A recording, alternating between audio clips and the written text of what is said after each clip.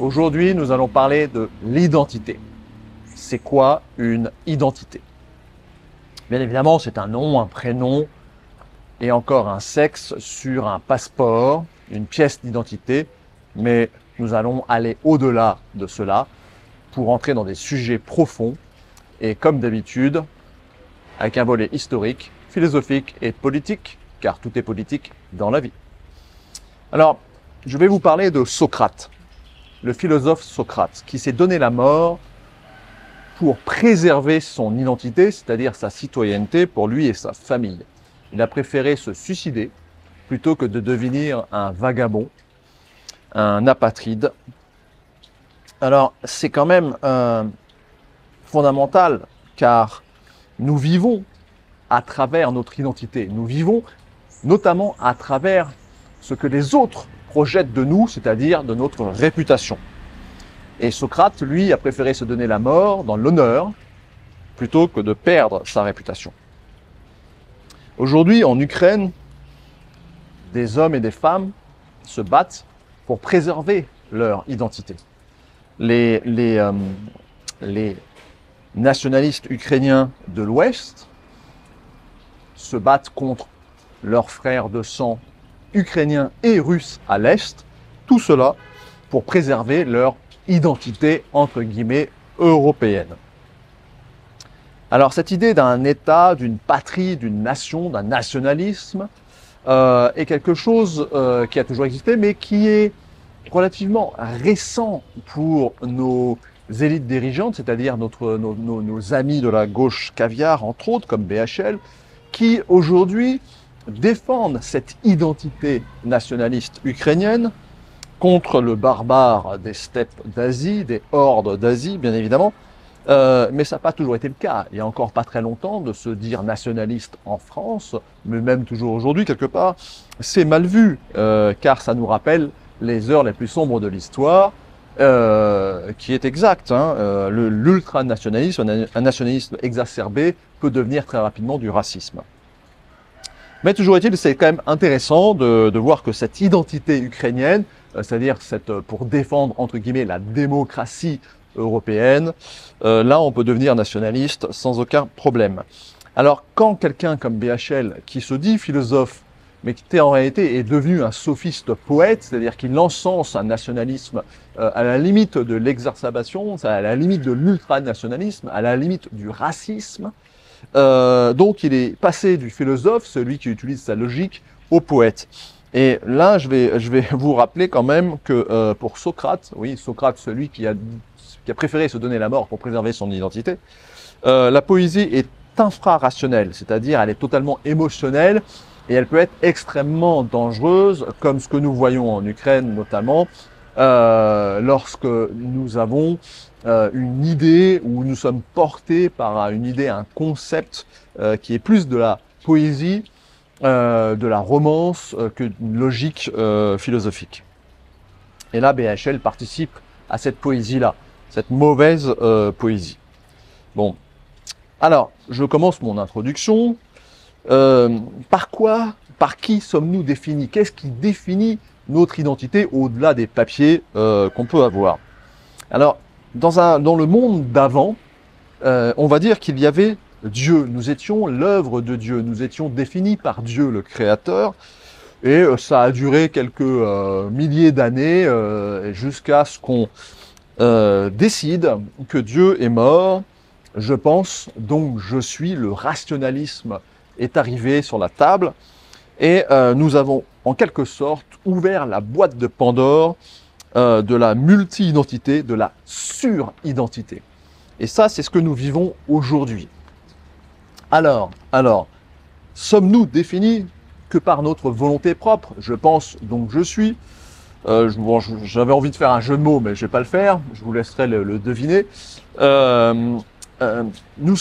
Sommes-nous définis que par cela, par notre volonté propre, par des choix individuels? Non, je ne suis pas un homme, je suis une femme, etc. Ou encore sommes-nous définis par les autres, le regard de l'autre, ce que je vous disais un petit peu en aparté tout à l'heure, comme on a bien parlé le philosophe Sartre, ou encore sommes-nous définis par notre culture, c'est-à-dire en fait en quelque sorte par notre environnement.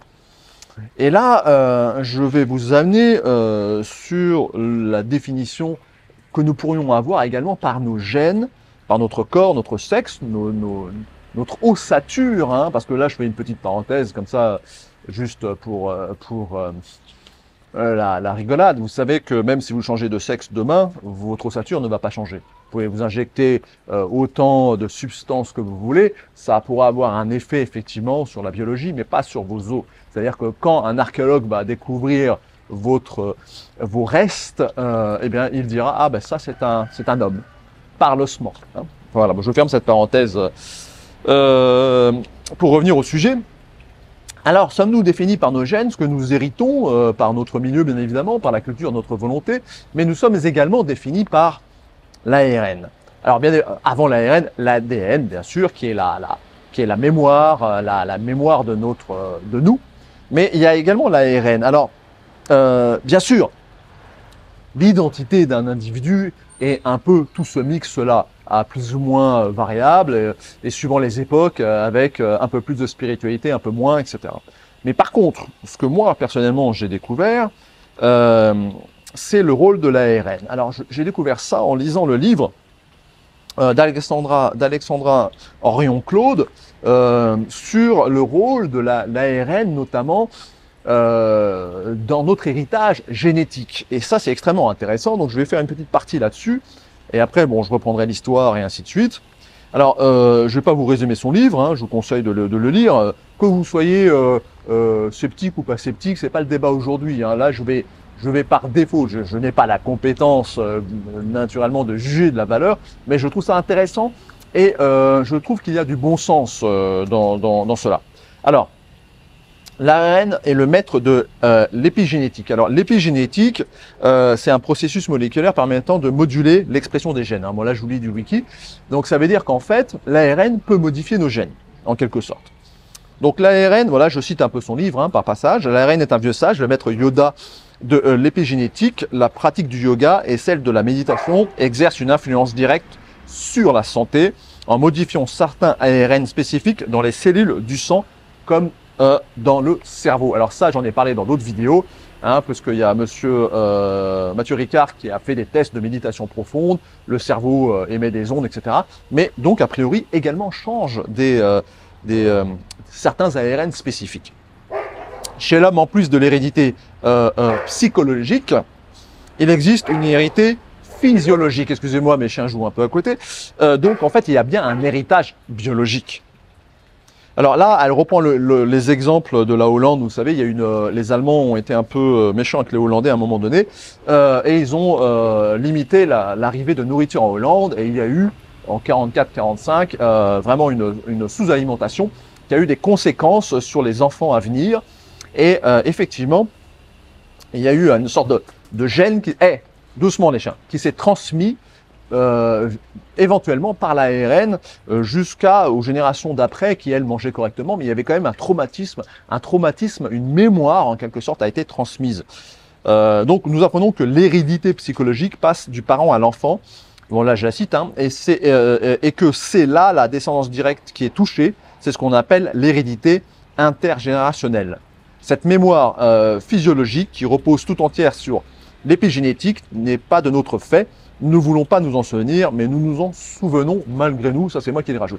Et là, elle prend un deuxième exemple qui est extrêmement intéressant, qui est celui de la Shoah.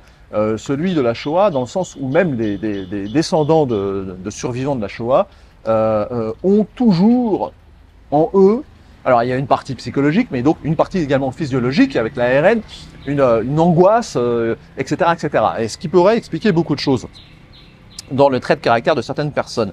Alors, vous voyez, nous héritons de nos parents, mais aussi, et là je la cite encore, de nos grands-parents, voire d'ascendance encore plus éloignée. Donc en fait, ces gènes se transmettent.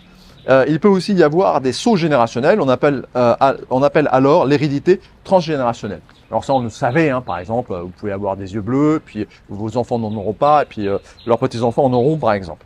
Alors maintenant, autre chose intéressante, elle va parler du rôle de l'homme et du sperme dans la descendance. Alors depuis 2004, nous savons que la mère n'est pas la seule responsable de l'hérédité épigénétique, mais le père aussi. Donc avant, on pensait que c'était surtout la mère qui transmettait des gènes. mais également le père. En effet, ce qu'il mange, tout comme son environnement, je la cite, aura un impact sur la santé de sa descendance, notamment en ce qui concerne la santé mentale, des maladies cardiovasculaires, des carences, des désordres du pancréas, l'obésité et même des altérations du sperme donc à ses enfants. Depuis 2019, il y a des études qui prouvent que l'ARN du sperme du père programme l'état de santé de sa progéniture. Alors là, je vous fais un lien sur une des vidéos que j'avais faites, que je vous mettrai en lien, qui est sur des ovaires dans les testicules, qui était aussi sur la qualité du sperme qui se dégrade totalement en Europe hein, depuis des décennies. Mais bon, là, ça va encore plus loin. Alors, des souris mâles sont infectées par un parasite, celui-là de la toxoplasmose. On observe un changement de comportement sexuel des petits mâles. Ils ont une vigueur sexuelle réduite. Quant à leur sperme, les petits ARN sont modifiés. Donc, vous voyez, ces impacts modifient vraiment notre santé. Mais alors, les chercheurs vont encore plus loin et ils récupèrent ces petits ARN différents, les injectent dans des embryons de souris et observent à nouveau un problème de comportement des mâles. Cela veut dire que la rencontre avec un parasite modifie l'ARN du sperme et que cet ARN modifié est capable de changer le comportement des générations suivantes. Donc, vous voyez toute l'implication de l'hérédité, donc de notre identité. Alors, l'ARN est un langage commun entre les espèces. Quand il infecte une cellule, le virus est capable d'utiliser ces petits ARN pour faire de l'interférence par ARN. Mais il est aussi capable de retourner des ARN qui ne sont pourtant pas à lui, avec pour résultat de favoriser l'infection. Donc, en fait, vous voyez, c'est quand même assez incroyable. C'est en tout cas ce que fait le virus de l'hépatite C, qui affecte le foie. Il va détourner un petit ARN humain, le MIR122, pour interférer avec son propre génome viral et ainsi favoriser l'infection. Alors ça, c'est sans doute également le cas du VIH et ainsi de suite. L'ARN est un traitement. Les maladies sont souvent dues à une protéine qui s'accumule anormalement, créant un déséquilibre. Là, c'est moi qui le rajoute. Et c'est aussi ce qui va créer une inflammation, une oxydation, etc. Pendant très longtemps, nous ne savions pas comment transformer l'ARN en médicament et nous ne connaissions pas non plus l'interférence par ARN. La combinaison des deux a donc ouvert un champ d'application pour développer des solutions novatrices à des maladies variées. Donc l'ARN est un champ d'investigation absolument fantastique. Mais nous sommes au début et nous n'avons pas beaucoup de retours. L'ARN, un futur coach. Alors vous êtes une personne âgée, vous mangez des noix pour vous protéger des maladies cardiovasculaires. On en retrouve la signature par présence de 2 micro-ARN spécifiques dans votre circulation, c'est-à-dire votre sang. Vous êtes non-fumeur. Vous avez la combinaison gagnante de 6 micro-ARN que n'ont pas les fumeurs. Vous avez fait une surconsommation de paramacétamol, etc., etc. Tout ça se trouve dans le sang et on peut l'analyser par les micro-ARN. Alors, deuxièmement, l'ARN est ce que nous mangeons pour renforcer notre santé génétique. Alors, moi, jusqu'à présent, j'étais persuadé sans aucun problème que ce qu'on mange a une importance vitale, notamment sur nos bactéries. Mais là, ça va encore plus loin parce que c'est au niveau de l'ARN. Donc, par exemple, on mange des légumes, etc., etc. Eh bien, ces fruits, ces légumes vont transmettre des ARN. Alors, on va parler par exemple d'un cas particulier qui est le chevrefeuille. Donc, je la cite. Ses propriétés antivirales sont connues depuis les millénaires en médecine chinoise. Or, boire de la tisane de chevrefeuille nous fait ingérer un micro-ARN, le MIR2911. On a pu comprendre que ce micro-ARN était capable de reconnaître l'ARN de différentes grippes. Bon, je vous laisse la suite, hein, pour pas être embêté sur YouTube. Donc, etc., etc., etc. Donc, en fait, l'ARN a une capacité de modifier notre génome pour le meilleur et le pire. C'est ça qu'il faut bien comprendre. Et donc, ça va influencer notre descendance et donc également l'héritage que nous avons légué à nos enfants, c'est-à-dire leur propre identité à venir. Donc voilà, c'est quand même assez incroyable. Donc là, je vous invite en complément de ce passage-là d'aller voir ma vidéo sur le mâle blanc des ovules dans les testicules. Également une autre vidéo qui s'appelle « C'est quoi un virus ?», qui sont quand même très liés à ce que nous venons de dire. Alors maintenant, je rentre dans la partie historique. Alors, une identité, nous l'avons dit, c'est plusieurs choses, mais en ce moment, de nos jours, ça devient surtout une expression de notre individualité. C'est-à-dire, en fait, une identité vraiment très individuelle, portée au firmament de notre choix, etc. Et nous oublions le bon sens. Alors maintenant, je vais quand même vous faire un petit rappel de, entre guillemets, pas l'histoire de l'identité, mais une sorte d'histoire catégorielle, c'est-à-dire que par type d'évolution et de complexification de la société. Alors, tout d'abord, une identité, l'identité, elle est héritée de nos parents.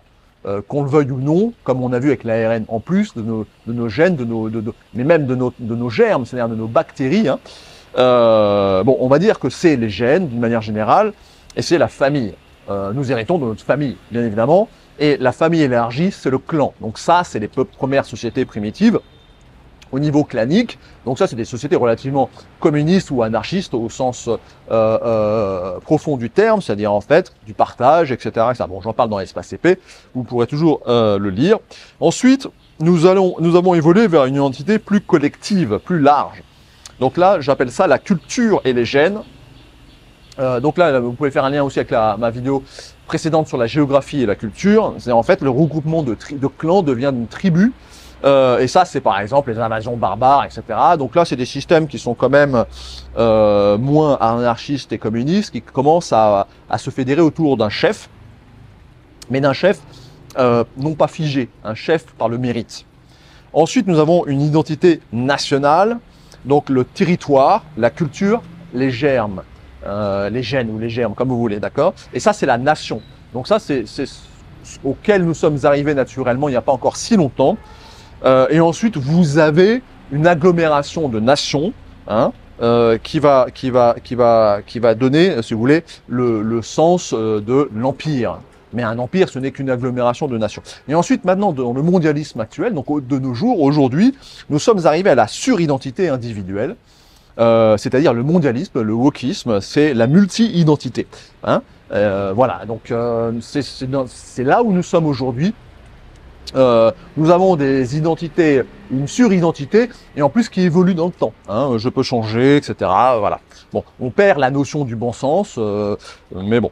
Alors, pouvons-nous vivre, former une identité individuelle sans une identité collective forte, une nation et ses frontières, qui définit la nation au sens de Carl Schmitt.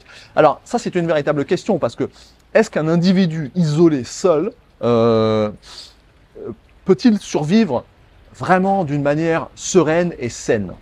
Je ne pense pas. Mais sans tomber dans des extrêmes possibles, hein, de systèmes totalitaires, racistes, ultranationalistes, etc. Mais je pense qu'on a besoin, sans rentrer dans de l'identitarisme raciste, hein, que ce soit blanc, jaune ou noir, hein, on a quand même besoin de se définir dans un groupe, même en tant qu'individu. Hein. C'est ce qu'on avait dans nos nations il y a encore pas très longtemps. Alors maintenant, c'est mauvais, sauf pour les Ukrainiens nationalistes qui combattent les hordes sauvages communistes 2.0. Mais sinon, pour les autres, c'est pas bon. Seul le wokisme et la suridentité individuelle peut se créer de nouvelles frontières qui ne sont plus celles de la nation et celles du bon sens, mais celles de l'ultra-individualité, c'est-à-dire des sous-groupes. Hein, de ceux qui veulent se marier avec des avions, par exemple, de ceux qui n'ont plus de sexe, voilà, de l'imaginaire. Donc ça, c'est la mauvaise poésie dans laquelle je vous parlais précédemment avec BHL. Nous sommes rentrés dans un monde d'imaginaire, de mauvaise poésie, de mauvais goût. Mais voilà, et là, je pense que ça, c'est quelque chose qui va exploser en vol parce que nous avons finalement, à mon sens, besoin d'être collectifs, individuels, certes, au niveau familial, au niveau de l'héritage, etc. Mais notre identité est individuelle, mais également collective. C'est là où on se retrouve, où on s'unit, où on évolue. Alors, je vais vous donner ici un passage intéressant d'un historien qui s'appelle Thierry Isartel, excusez-moi, je dois mal prononcer son nom, je m'excuse, et qui a fait un travail sur la genèse théologique politique de la notion de frontière. Alors, je le cite. La cause est entendue, on tient aujourd'hui pour acquis que la notion moderne de frontière, consubstantielle à celle de l'État, serait née en Occident contre la notion religieuse de chrétienté, contre la prétention des papes à exercer une puissance sur les rois, une sorte d'empire en quelque sorte. Et si la religion a renforcé les frontières, c'est lorsqu'elle s'est divisée au XVIe siècle en États confessionnels, rendant définitivement caduque le rêve unitaire médiéval du pape. Cette communication s'efforce de montrer la pertinence, le concept de la théologico-politique dans l'étude des frontières, à l'instar des recherches récentes sur l'émergence de l'État moderne pour Carl Schmitt, que tous les concepts prégnants de la théorie moderne de l'État sont des concepts théologiques sécularisés. Après une réflexion épistémologique sur la théologico-politique, nous examinons certains épisodes clés qui ont jalonné la mutation survenue entre les débuts du XVIe siècle et à la fin du XVIIe siècle, définissant un âge théologico-politique de la frontière, au sens où les rois revendiquaient l'exercice d'une puissance de droit divin, étape essentielle sur sa sécurisation.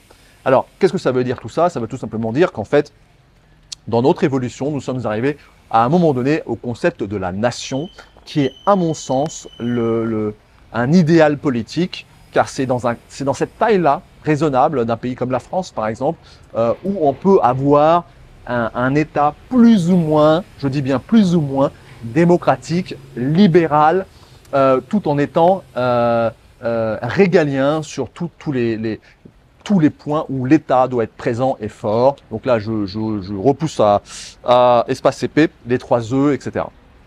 Donc ça, c'est important à comprendre parce que là, dans le mondialisme actuel, on a détruit Dieu, donc on a détruit notre identité spirituelle. Peu importe si vous êtes croyant ou pas, hein, je parle au-delà de la morale, de spirituel.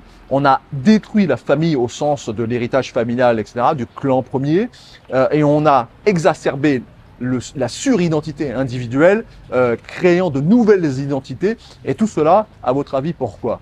Eh bien, tout simplement pour diviser le peuple national, le peuple fort, le peuple uni, dans cette culture collective. Et je ne parle pas de race une fois de plus, la France, elle en est le meilleur exemple, mais je parle d'une culture nationale qui permet à un peuple de prendre son destin en main. Et ce n'est plus le cas aujourd'hui. Donc là, je vais passer dans la partie philosophique. Donc, comment définir une autre identité? Comment reprendre notre identité? Comment retrouver notre identité en quelque sorte? Nous sommes un corps, une âme, une volonté.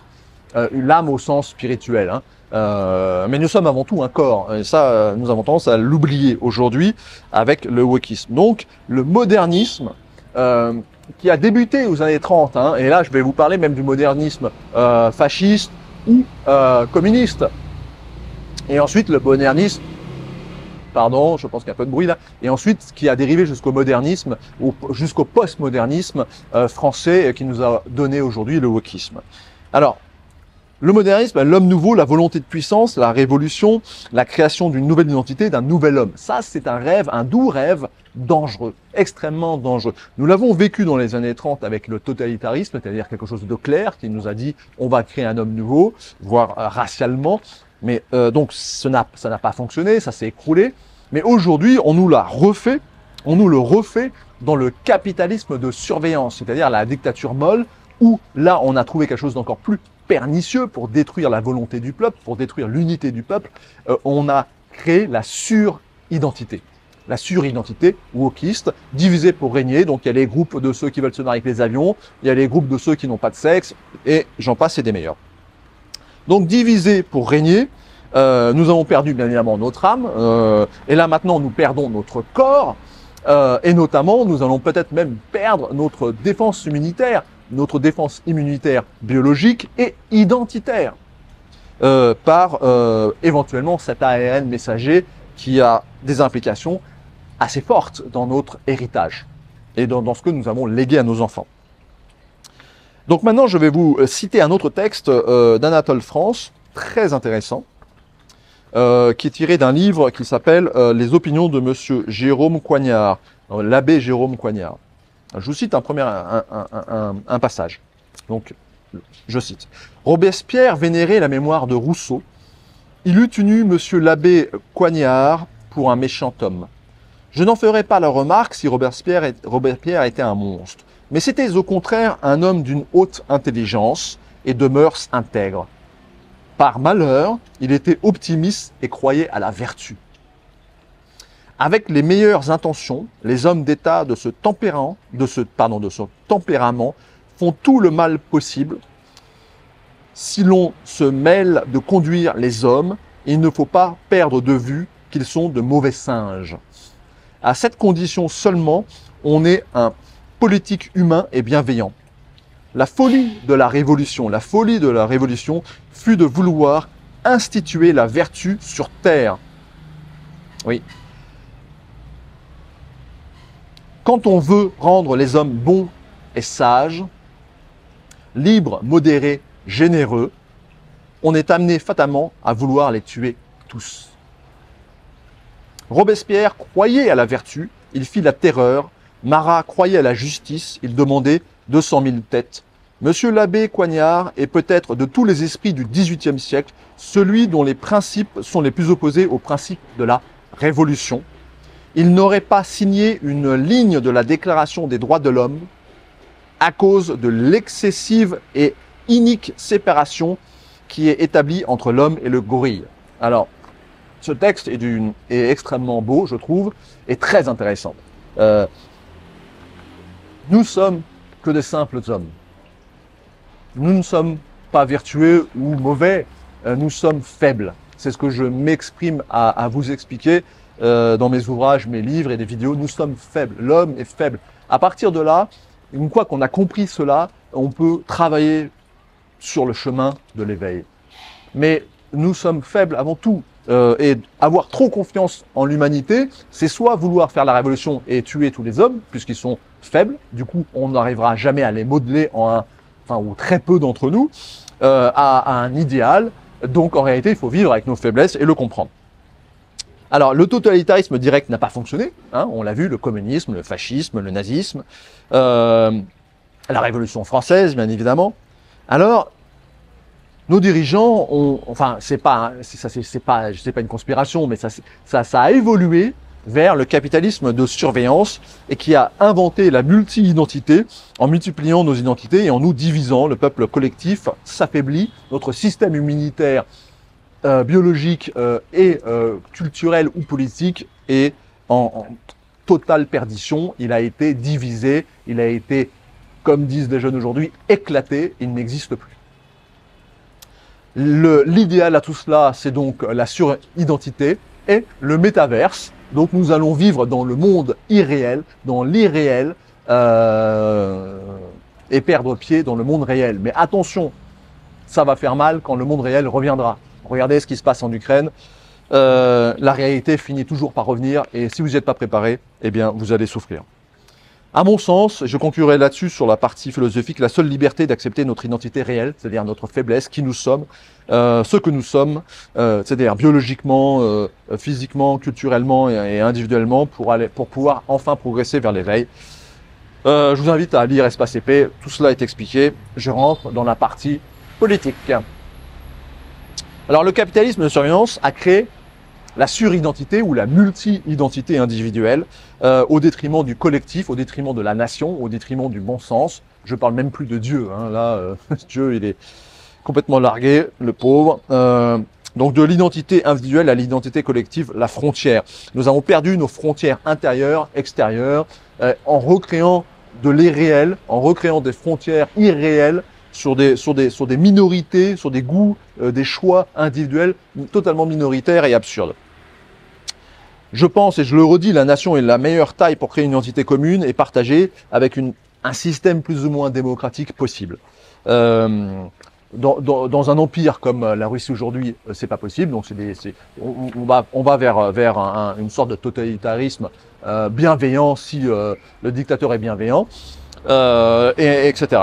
Plus petit que la nation, nous tombons dans la notion de clan. Donc ça, c'est intéressant. En réalité, c'est ce qu'on reproduit aujourd'hui. C'est ce qu'on va faire. Si on ne peut plus prendre la main sur la nation, on va refaire des clans. C'est ce que Alexandre Juvin a voulu faire avec le franc libre. Donc je vous invite à le suivre, à regarder et surtout à voir les déboires qu'il a subis à cause de ça. Mais il a essayé de recréer un clan à défaut d'une nation. Et je l'en félicite parce que c'est un des rares qui a fait quelque chose. Plus petit, donc, nous tombons dans le clan. Plus grand, nous tombons dans l'empire multiracial, multiculturel. Donc, la Russie aujourd'hui, ou voire la Chine, même, parce que c'est un empire, la Chine, il ne faut pas se leurrer. Voilà. Mais moi, je pense, et je reviens sur du Carl Schmitt, que la nation est la bonne taille, avec des frontières définies, car nous avons besoin de nous définir vis-à-vis de l'autre, individuellement, mais également collectivement. Un Français n'est pas un Anglais, et un Anglais n'est pas un Allemand. C'est dans ces différences que nous grandissons. sans haine et violence, je le redis comme d'habitude. Alors la volonté finale, à mon avis, la volonté finale du mondialisme, et je ne crois pas que ça soit planifié, etc., mais c'est les conséquences et la division des peuples pour son contrôle, pour son bon contrôle, avec injection ou sans, détruire les enfants, c'est-à-dire détruire notre future identité. Ça, tous les régimes totalitaires, les Khmers rouges, etc., l'ont tous fait. C'est les enfants qu'il faut séparer de la famille en premier. Et tout cela dans un danger, enfin dans une nouvelle technique, je parle même pas de l'intelligence artificielle, qui est aussi quelque chose dont on aurait pu aborder, et a-t-elle une identité, ça c'est intéressant, bon ça sera pour une autre fois. Mais là je parle de l'ARN messager, qui est peut-être une arme de destruction de nos enfants. Je m'interroge, je n'affirme rien parce que je ne le sais pas. Poussez-vous les chiens. Voilà, donc j'arrive après ces interrogations, à la conclusion. Bon, je vous invite à lire Espace CP parce que tous ces sujets sont plus ou moins abordés. On va rééditer aussi Évolution, qui s'appelait avant Révolution, que je vais augmenter par rapport à l'actualité, et qui sont très liés, ces deux livres, ils sont intéressants. Mais voilà, dans Espace CP, on explique comment progresser vers l'éveil, justement, en acceptant notre identité réelle, c'est-à-dire l'homme faible, ce que nous sommes, avec un besoin profond de spiritualité ou de Dieu, si vous avez la foi, mais même sans foi, vous pouvez aller vers le spirituel, c'est-à-dire quelque chose qui va bien au-delà de la morale, avec toujours en gardant pied dans la réalité, dans le monde réel, et pas la multi-identité, l'irréel, etc., etc. Pour terminer, je vais vous relire un autre passage d'Anatole France, Les opinions de Monsieur Jérôme Coignard, qui est extrêmement intéressant. Je cite donc, « J'ai reçu la semaine dernière la visite d'un compagnon anarchiste qui m'honore de son amitié et que j'aime parce que, n'ayant pas encore eu de part au gouvernement de son pays, il a gardé beaucoup d'innocence. Il ne veut tout faire sauter que parce qu'il croit que les hommes naturellement sont bons et vertueux. Ils pensent que délivrés de leurs biens, affranchis des lois, ils dépouilleront leur égoïsme et leur méchanceté. Il a été conduit à la férocité la plus sauvage par l'optimisme le plus tendre. Tout son malheur et tout son crime est d'avoir porté dans l'état de cuisinier où il fut condamné une âme élysienne, faite pour l'âge d'or, le Kali Yuga, après le Kali Yuga. C'est moi qui le rajoute. C'est un Jean-Jacques très simple et très honnête, qui ne s'est point laissé troubler à la vue d'une madame Doudotte, ni adoucir par la générosité polie d'un maréchal de Luxembourg. Sa pureté le laisse à sa logique et le rend terrible. Il raisonne mieux qu'un ministre, mais il part d'un principe absurde. Il ne croit pas au péché originel, et pourtant c'est là un dogme d'une vérité si solide et stable qu'on a pu bâtir dessus tout ce qu'on a voulu. Alors voilà, encore une fois, c'est extraordinairement intéressant. Qu'est-ce que ça veut dire? Ça veut dire qu'en fait, il faut se méfier de l'idéal. Pol Pot, les Khmers rouges avaient un idéal. Ils ne sont pas enrichis, ils n'ont pas construit des villas ou des choses comme ça pour eux. Ils étaient dans un idéal. Et quand l'homme est dans un idéal trop fort, eh bien, il devient extrêmement dangereux. Parce qu'il pense pouvoir, entre guillemets, sauver l'homme, plus ou moins de le délivrer de sa méchanceté, de son égoïsme. Et moi, je n'appelle pas ça méchanceté ou égoïsme, j'appelle ça faiblesse. L'homme est faible, et il le sera demain, il l'a été hier, et il le sera pour toujours. Il faut prendre en compte cette faiblesse, et si on prend en compte cette faiblesse, nous pourrons évoluer. Mais l'idéal politique est extrêmement dangereux. Dans un clan, on peut vivre dans un communisme ou dans un anarchisme, ça se règle, ça se régule, mais pas dans une nation. Et ensuite, sinon, on va dériver dans tous les régimes totalitaires de la révolution. Donc, un compromis, et je pense toujours un peuple individuel et collectif, un commun partagé dans le sens d'une vision et d'un objectif futur qui nous motive à vivre, qui nous motive à avoir des enfants en bonne santé et à en faire, ce qui n'est pas le cas de l'Europe en ce moment. Donc voilà sur le sujet de l'identité. J'espère que vous avez de quoi réfléchir maintenant. Sujet extrêmement intéressant. Merci de m'avoir écouté. À très bientôt.